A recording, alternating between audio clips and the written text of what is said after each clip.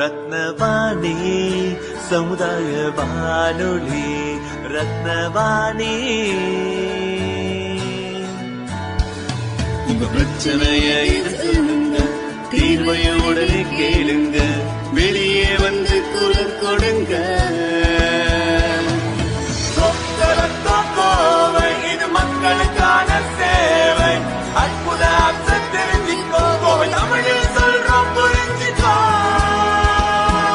ரத்னவாணி சமுதாய வானொலி. ரத்னவாணி.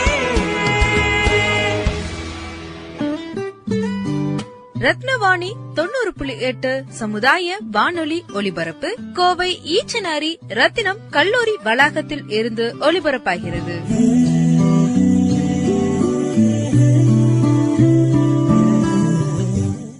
மத்திய அரசின் விஞ்ஞான் பிரசார் அறிவியல் பலகை, தமிழ்நாடு அறிவியல் தொழில்நுட்ப மையம், ரத்னவாணி சமுதாய வானொலி 90.8 இணைந்து வழங்கும் அறிவியல் விழிப்புணர்வு நிகழ்ச்சி. இன்னைக்கு நம்மளுடைய அறிவியல் விழிப்புணர்வு நிகழ்ச்சியில் சக்தி அக்ரி கிளினிக் தலைமை அறிவியல் அலுவலர் பாலசுப்ரமணியன் அவர் நம்ம கூட இணைஞ்சிருக்காங்க. இந்த நிலத்தடி நீரை அதிகரிக்கிறதுக்கு என்னென்னலாம் பண்ணலாம்? நிலத்தடி நீரை அதிகரிக்கிறதுக்கு ஒவ்வொருத்தரும் ஒவ்வொரு வேலை செய்யணுங்க. இது ஒரு எல்லாத்தையும் கொண்டு ஒரு கவர்மெண்ட் மேல போடுறதோ இல்லாட்டி ஒரு தனி மனித ஒழுக்கங்கிறது தான் ஒரு சமூக ஒழுக்கம். ஒரு தனி மனிதன் ஒழுக்கம் இல்லாட்டி சமூக ஒழுக்கம் வந்து பிரயோஜனம் இல்லை. ஒரு ஊருக்குள்ள 2 திருடன் இருக்கான்னா அந்த சமூகம் அப்படி ஒழுக்கமா இருக்கும். தனி மனித ஒழுக்கம் தான் சமூக ஒழுக்கம். அப்ப தனி மனித ஒழுக்கம்னா தனி மனிதன் செய்ய வேண்டிய கடமையை கரெக்டா செய்யணும்.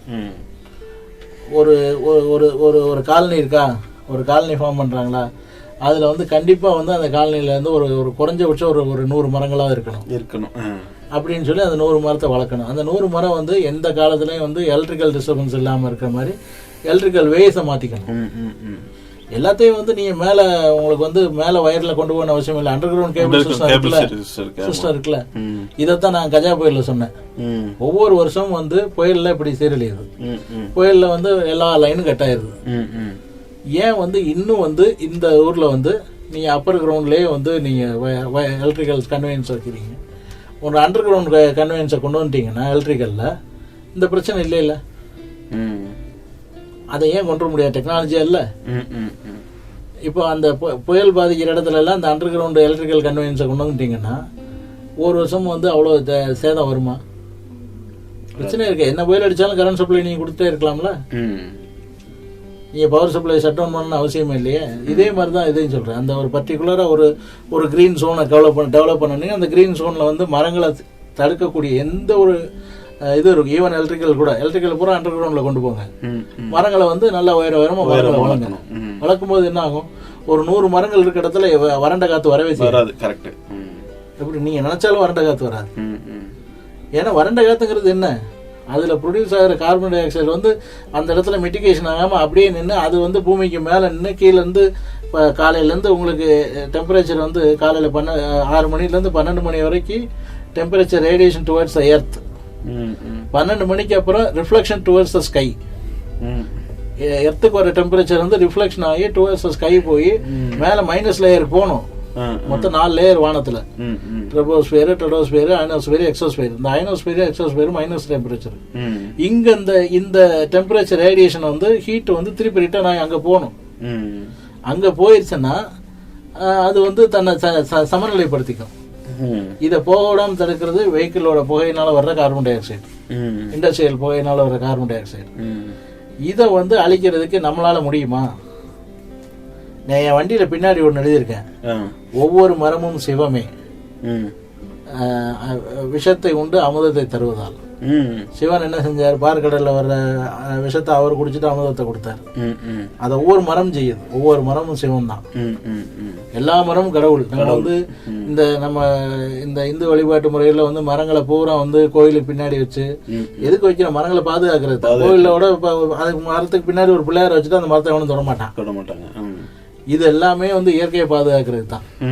ஸோ அது மாதிரி மரங்களை எந்தெந்த வழியில மரங்களை பாதுகாக்க முடியுமோ அப்படி பாதுகாத்தீங்கன்னா அந்த பர்டிகுலர் ஏரியால வர டெம்பரேச்சரை உங்களால கண்ட்ரோல் பண்ண முடியும். இப்போ ஒரு சில பேர் கேட்குறாங்க, எனக்கு இந்த இடத்துல மிளகு வருமா அப்படின்னு தினமத்தை கேட்பாங்க. நான் என்ன சொல்லுவேன்னா, சுற்றி மரங்கள் நடு. மகாகனி மரம், அந்த சாயில பொறுத்தவரையில் என்ன மரம் வருமோ அந்த மரத்தை சொல்லுவேன், இந்த மரத்தை நட்டுருங்க தென்னந்தோப்பை சுற்றி. உள்ளே வர்ற ரேடியேஷன் ஹீட்டை கண்ட்ரோல் பண்ணுங்க. கண்ட்ரோல் பண்ணிட்டீங்கன்னா உள்ளே வந்து டெம்பரேச்சர் வந்து நமக்கு 35 டிகிரி இருக்கும். 35 டிகிரினா மிளகு வரும், 35 டிகிரியில் ஜாதிக்காய் வரும். இப்போ தென்னை மரத்தில் வந்து இன்றைக்கி வந்து அடுக்கு விடுவீர் சாகுபடியில் ஜாதிக்காயும் தென்னை மரம் அதை பாக்கு இதெல்லாம் வச்சுருக்கோம். நான் ராஜபாளையத்தில் காஃபி போட்டு எடுத்துவேன். காஃபி நட்டு விளைய வச்சு ஈல்டு எடுத்துருக்கேன். ராஜபாளையம் டெம்பரேச்சர் சம்மரில் 40 டிகிரி போகும். என்ன பண்ணோன்னா சம்மரில் குறைக்கிறதுக்கு அகத்தியை நட்டு விட்டோம். அகத்தியை நட்டு உள்ள கூலை கிரியேட் பண்ணி டெம்பரேச்சரை குறைச்சி நாங்கள் உள்ள காஃபி நட்டோம். ஸோ என்ன பிரச்சனை, நம்ம வெயில் அடிக்க நம்ம கொடை பிடிச்சிக்கிறோம். அப்போ கொடை பிடிச்சிக்கிறதுக்கு வெயிலேருந்து தப்பிச்சுக்கிறதுக்கு அப்போ உள்ளே இருக்க பயிர் அது வரணும், அதுக்கு ஒரு நிழல் கொடுங்க. அதுக்கு அந்த டெம்பரேச்சரை கண்ட்ரோல் பண்ணக்கூடிய வரி. இப்போ நான் பெரம்பலூரில் வந்து பாக்கு நட்டுருக்கேன், வாழை போட்டிருக்கேன். இந்த 2 வளர்றதுக்கு முன்னாடி நான் அகத்தியை போட்டு விட்ருக்கேன். எதுக்குன்னா இதெல்லாம் வந்து ஒரு அல்லே கிராப்பிங் சிஸ்டம். அல்லே கிராப்பிங்னா ஃப்ரெண்ட்லி, ஒன்றுக்கு ஒன்று ஈகோ ஃப்ரெண்ட்லியாக இருக்கும். இந்த 3 சேரும்போது அந்த இடம் வந்து டெம்பரேச்சர் நல்லா இருக்கும், கூலாக இருக்கும். அப்போ உள்ளே இருக்கிற வந்து நீங்கள் பெருசாக கஷ்டப்பட வேண்டியதில்லை. பிரச்சனைகளை வந்து நம்ம எந்தெந்த வகையில் வந்து ரெக்கரிங் எக்ஸ்பென்சஸ் இல்லாமல் கண்ட்ரோல் பண்ணுறோமோ அப்போ தான் ப்ராஜெக்ட் சக்ஸஸ் ஆகும். அப்போ வந்து நீங்கள் செய்ய வேண்டிய வேலை அங்கங்கே சில குட்டைகளை ஏற்படுத்தி தண்ணிகளை சேமிங்க. ஒரு ஒரு ஒரு ஒரு ஒரு காலனி ஃபார்மேஷன் இருக்கா, கண்டிப்பாக வந்து அதில் வந்து ஒரு பான் சிஸ்டம் போட்டு தண்ணியை வந்து அந்த பானில் இருந்துட்டுங்க. அந்த தண்ணியை வந்து ரன் ஆஃப் வாட்டரை குறைங்க. ஒவ்வொருத்தரும் அப்படி அந்த மாதிரி குறையும் போது நமக்கு தன்னை போல் வந்து கிரவுண்ட் வாட்டர் கொஞ்சம் கொஞ்சமாக ரீசார்ஜ் ஆகிட்டே வரும். ஆமாம், எங்கள் வீட்டில் ஒரு ஊரில் ராஜபாளையத்தில் ஒரு கிணறு இருந்துச்சு. கிணத்துல தண்ணி இல்லை, வீட்டு தண்ணி 2 வீட்டு தண்ணியை கொண்டு போய் கிணத்துல விட்டோம். அந்த சுற்றி இருக்கிற எல்லா ஊர்லேயும் தண்ணி இருக்கு. இப்போ தண்ணி இல்லை போரில். இதுதான் பண்ணோம். 25 வருஷத்துக்கு முன்னாடி எங்கள் வீட்டில் வந்து ரெயின் வாட்டர் ஸ்டோரேஜ் பண்ணியிருக்கேன் நான். காஞ்சிருந்த கிணத்துல மழை தண்ணியை பூரா கொண்டு உள்ள விட்டேங்க. விட்டதுனால பக்கத்து வீட்டுக்காரன் போர்ல இருந்து எல்லாமே இது தண்ணி ரீச் ஆகுது. ஆமா, சேர்த்து வச்சா தானே எடுக்க முடியும். கரெக்ட். தண்ணியும் அப்படிதான், சேர்த்து வச்சா எடுத்துக்கலாம். சேர்த்து வைக்காம விட்டீங்கன்னா இல்லை உங்களுக்கு. இல்லை. ஆமா, சேர்த்து வைக்கிறதுக்கு வழி இருக்கு. பூமி சொல்லுது நான் தண்ணியை வாங்கிக்கிறேன்னு. ஆனா நீங்க கொடுக்கணும்ல. பூமி பேங்க் மாதிரி எவ்வளவு நாளும் வாங்கிக்கலாம், போட்டு வைங்க. அது வாங்கிக்கோ, எவ்வளவு வேணாலும் வாங்கிக்கோ. எப்ப தேவை எடுத்து. அவர் சொல்றாரு, அவர் வந்து ஒரு பேர் நம்மாழ்வார் சொல்ற தண்ணியை வந்து வானத்துல தேடு, நிலத்துக்குள்ள தேடாத அப்படின்னு. ஏன்னா மழையை வர வச்சு தண்ணி அந்த இடத்த சேர்த்துட்டேன்னா தேவையே இருக்காத. ஒரு காலத்துல இப்போ குற்றாலம் பரவல வாசுதேவன் ஒரு ஊர் இருக்குல்ல, அந்த ஊரோட வாட்டர் டேபிள் எவ்வளவு தெரியுமா? 30 அடி.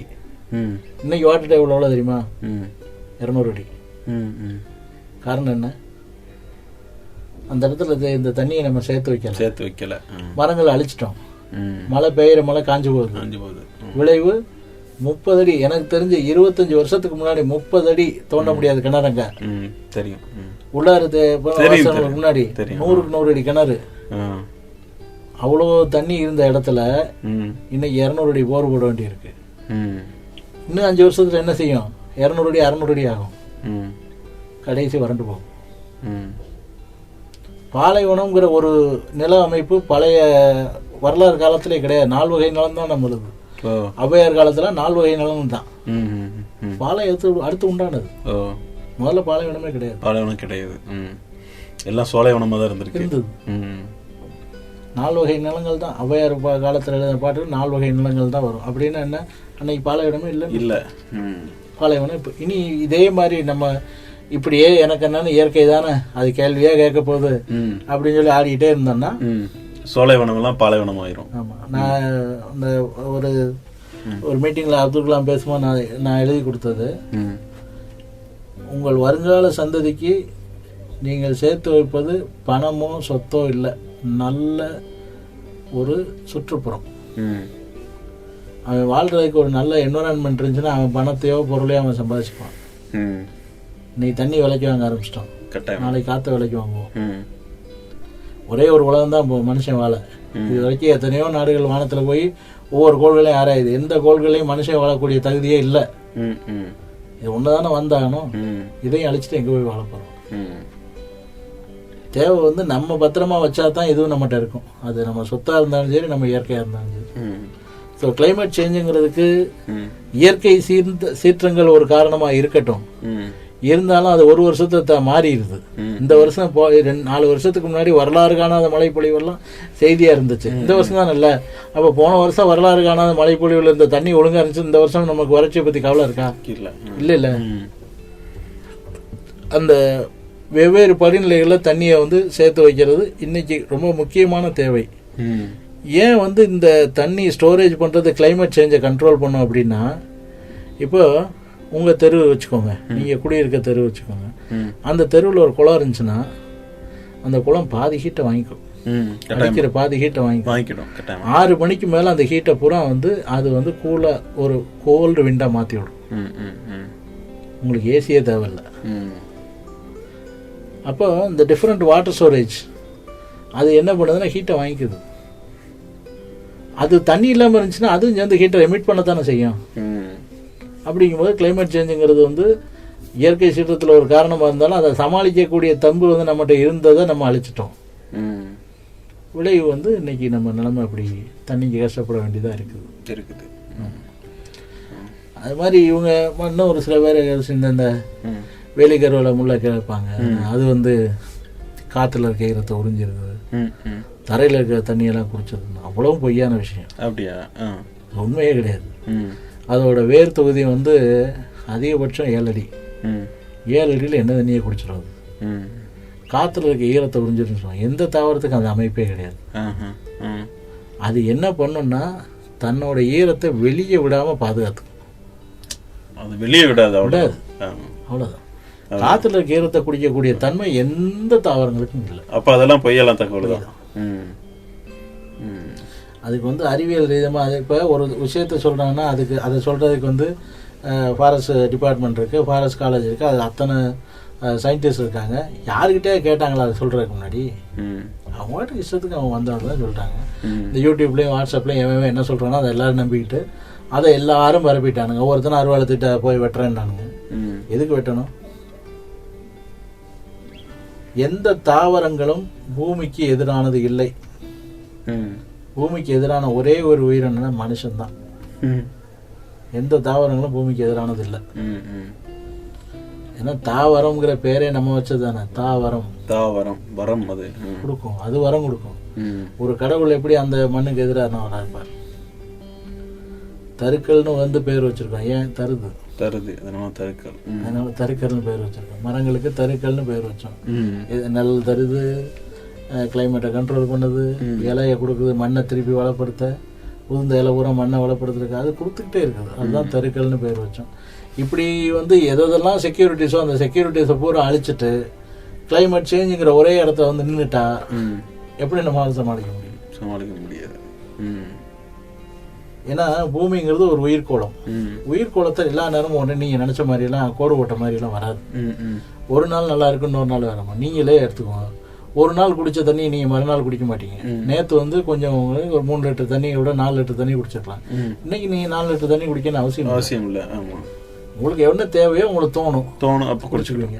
அதுதான் உயிர்கோளங்கிறது. அதுதான் அது வந்து தன்னை ஒவ்வொரு நிமிஷமும் என்ன தேவையோ அதைத்தான் செய்யும். அப்போ அப்படிங்கும்போது நம்ம அந்த உயிர்கோளத்தோட நம்மளும் ஒரு உயிரா இணைஞ்சுதான் போகணுமே தவிர நம்ம வந்து அந்த உயிர்கோளத்தை கண்ட்ரோல் பண்ணக்கூடாது. ஸோ வந்து கிளைமேட் சேஞ்ச் அப்படிங்கிறது இருக்கத்தான் செய்யுது. இந்த 2 நாட்டுகளுக்கும் அதிகமான பாதிப்பு இருக்கு. இந்த 2 நாடுகளும் இயற்கையை நோக்கி பின்னாடி திரும்ப வேண்டிய கட்டாயத்தில் இருக்கணும். வேற வழி இல்லை. எது பிரச்சனையோ பிரச்சனைக்கு செக்யூரிட்டி வேணும். செக்யூரிட்டி இல்லாமல் நீங்கள் பிரச்சனையை எப்படி கண்ட்ரோல் பண்ணுவீங்க? இயற்கை சீற்றம்னு ஒரு பிரச்சனையா? ஒரு காலத்தில் வந்து கிழக்கு கடற்கரை பகுதி பூரா பனைமரம் இருந்துச்சு. கிழக்கு கடற்கரை பகுதி தூத்துக்குடியிலேருந்து கல்கத்தா வரையிலையும் மேங்க்ரோவ் ஃபாரஸ்ட் அழிச்சிருக்கோமா? மேங்க்ரோவ் ஃபாரஸ்ட்னா என்ன நினைச்சீங்க? மேங்க்ரோவ் ஃபாரஸ்ட் உங்க கிளைமேட் சேஞ்சை கண்ட்ரோல் பண்ணக்கூடிய பெரிய வெப்பன். வறண்ட காத்து வருதுன்னு வைங்க, மேங்க்ரோவ் ஃபாரஸ்ட் அடுத்து இருந்துச்சுன்னா உள்ள வருமா? Mangrove forest is curtain. ஒரு விண்ட், ஒரு வந்து வாட்டர் அண்ட் விண்ட் கர்டைன். அது அப்படியே தடுத்து நிப்பாட்டுது. ஏன் நமக்கு கிழக்க மட்டும் வெப்பமா இருக்குது, மேற்க இல்லையே? நமக்கு மேற்கு தொடர்ச்சி மலை இருக்குது. அதில் இருக்கிற இயற்கை வந்து அவ்வளோ இருக்குது. மேற்கு இருந்து நமக்கு வந்து அதிகமாக நமக்கு வறண்ட காற்று வராது. சரியா? அப்படிங்கும்போது அது வந்து நமக்கு வந்து மேற்கு பகுதி வந்து கிழக்கு பகுதி மட்டும் வந்து நமக்கு அந்த மாதிரி இல்லை. இதை நமக்கு நேச்சுரலாக ஒரு இயற்கை அரணா இருந்த மேங்க்ரோவ் ஃபாரஸ்ட் நம்ம அழிச்சிட்டோம். மேங்க்ரோவ் ஃபாரஸ்ட்டுக்கு இன்னும் ஒரு லைவ் எக்ஸாம்பிள் இருக்கு. இந்த தசாவதாரம் படத்துல ஒரு போட்டை ஓட்டிட்டு போய் நேர கடல்ல கொண்டு அவனை தள்ளுவான்ல, இதுதாங்க பழைய தமிழ்நாடு. அவ்வளவு பூரா.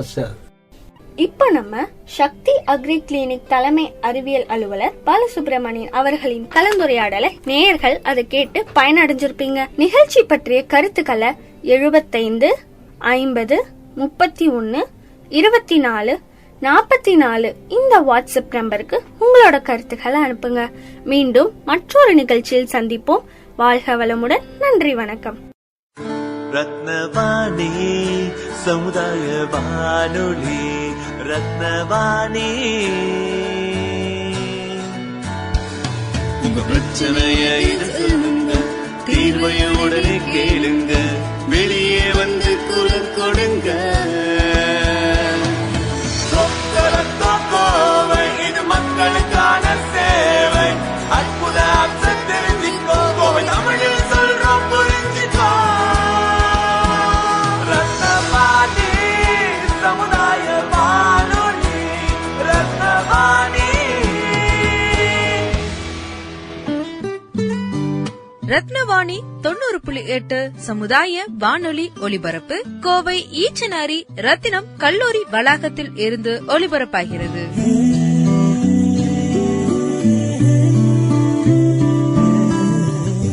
வணக்கம். ரத்தினவாணி நேயர்களின் கவனத்திற்கு பாரதியார் பல்கலைக்கழகத்தின் கீழ் உட்பட்ட சுயநிதி கல்லூரிகளில் முதலாக ரத்தினம் கலை மற்றும் அறிவியல் கல்லூரிக்கு தேசிய மதிப்பீடு மற்றும் தர சான்று குழு, அதாவது NAAC UGC 2022 ஆண்டு முதல் 2027 ஆண்டு வரைக்கான A++ தர மதிப்பீடு வழங்கியது என்பதை மகிழ்ச்சியுடன் தெரிவித்துக் கொள்கிறோம்.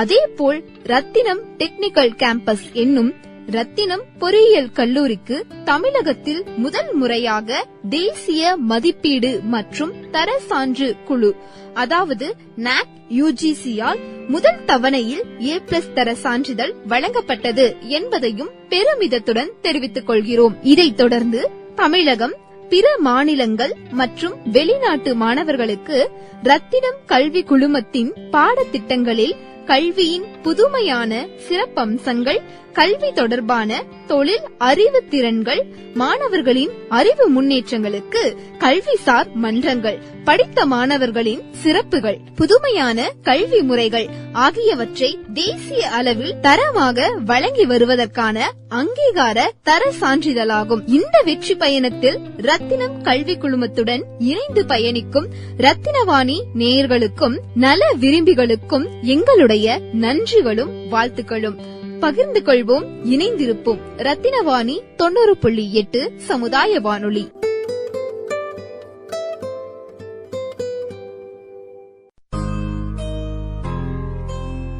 அனைவருக்கும் வணக்கம். நான் வானதி சீனிவாசன் MLA பேசுறேங்க. ரத்தினவாணி சமுதாய வானொலி அப்படிங்கிறது குறிப்பாக 20 கிலோமீட்டர் தூரத்துக்குள்ள இருக்கக்கூடிய மக்களுக்கு அவர்கள் எவை தெரிந்து கொள்ள வேண்டுமோ அரசாங்கத்தினுடைய திட்டங்களை பற்றி, அவர்கள் குறிப்பிட்ட தொழிலில் இருந்தால் அந்த தொழிலை பற்றி புதிதான விஷயங்கள், அரசாங்கத்தினுடைய உதவிகள், இதை பற்றி எல்லாம் தெரிஞ்சுக்கணும் அப்படிங்கறதுக்காக நம்முடைய மத்திய அரசு சமுதாய வானொலிகளுக்கு அனுமதி கொடுத்து, குறிப்பாக இந்த பகுதியிலே நம்முடைய ரத்தினம் கல்வி நிறுவனங்கள் சார்பாக ரத்தினவாணி சமுதாய வானொலி நல்ல முறையில நிகழ்ச்சிகள் நடத்திட்டு இருக்காங்க. இதை தொடர்ந்து நீங்க கேட்கணும். ஆக்கப்பூர்வமான பொழுதுபோக்கு நிகழ்ச்சிகளோடவும், அதே சமயம் இந்த கல்வி நிறுவனத்திலுடைய மாணவர்கள் அவங்களுடைய திறமைகளை வெளிக்கொண்டு வருகின்ற விதமாகவும், கல்வி தொடர்பாக பல்வேறு விஷயங்களை தெரிந்து கொள்வதற்காகவும் இந்த சமுதாய வானொலி மக்களுக்கு நிச்சயம் பயன்பெறும். இதன் வாயிலாக நீங்களும் பயன்பெற வேண்டும் என என்னுடைய வாழ்த்துக்களை தெரிவித்துக் கொள்கிறேன். நன்றி.